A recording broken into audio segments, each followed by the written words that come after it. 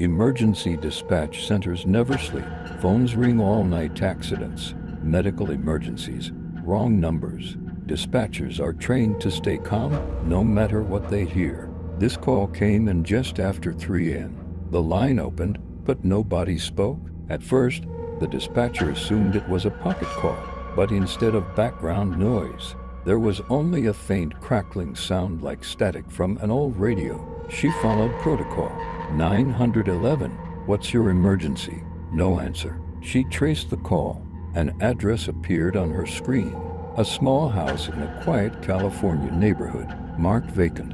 No residents, no active phone service. She logged it as a system error. Then the phone rang again. Same number, same address.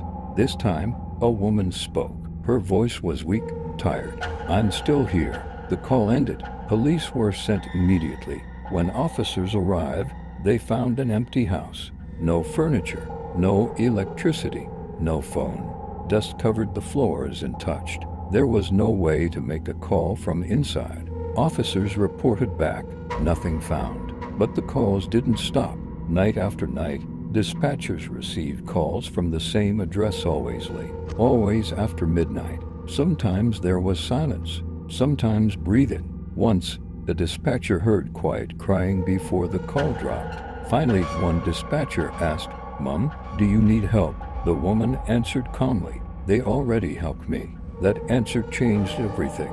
Records were pulled. The house had belonged to an elderly woman. She lived alone. She had died inside that house 3 months earlier, and yet the calls were still coming. After learning who once lived in the house, police reopened the investigation. According to the coroner, the woman died of natural causes. No signs of violence, no evidence of a crime. But neighbors shared something disturbing. During the days before her body was found, they heard a phone ringing inside the house late at night, over and over. At the time, no one checked. Technicians from the phone company inspected the house.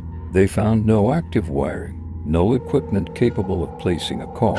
Emergency system logs confirmed the calls were real and not being rerouted or spoofed. They were being initiated from a source that no longer existed. As days passed, the calls became clearer. Dispatchers logged short sentences. "I don't remember falling. Why won't it stop ringing?" The final call came the night before the house was scheduled for demolition. The dispatcher on duty later resigned. She reported the woman's voice sounded calm, almost relieved. She said, "I think they're taking the walls down tomorrow." Then she added, "Thank you for answering." The house was demolished the next morning. The calls never came again, but emergency logs still show that number as active during that period, originating from a location with no phone, no power, and no living occupant. Veteran dispatchers still warn new trainees, if you ever get a call from an address that shouldn't exist, answer it, because sometimes someone is still on the line. After the house was demolished, life on that street slowly returned to normal. New grass was planted where the foundation had been. The lot was fenced. People stopped talking about the calls. Officially, the case was closed. No technical explanation was ever filed, just a short internal note stating that the calls were anomalous and non-repeatable.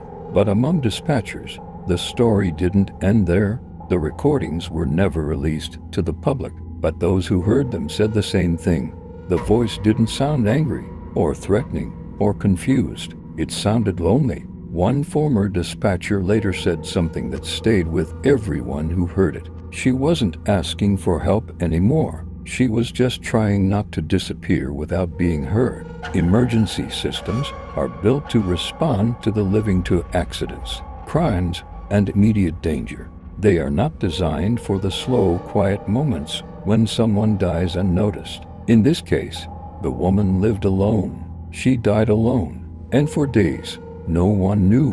The calls didn't feel like a warning or a haunting. They felt like an echo, something left unfinished. After that case, the department quietly changed a few internal procedures. Silent calls were no longer dismissed quickly. Vacant addresses were double-checked. Dispatchers were encouraged to stay on the line longer even when no one answered. not because of superstition, but because sometimes silence means someone tried and failed to reach help in time.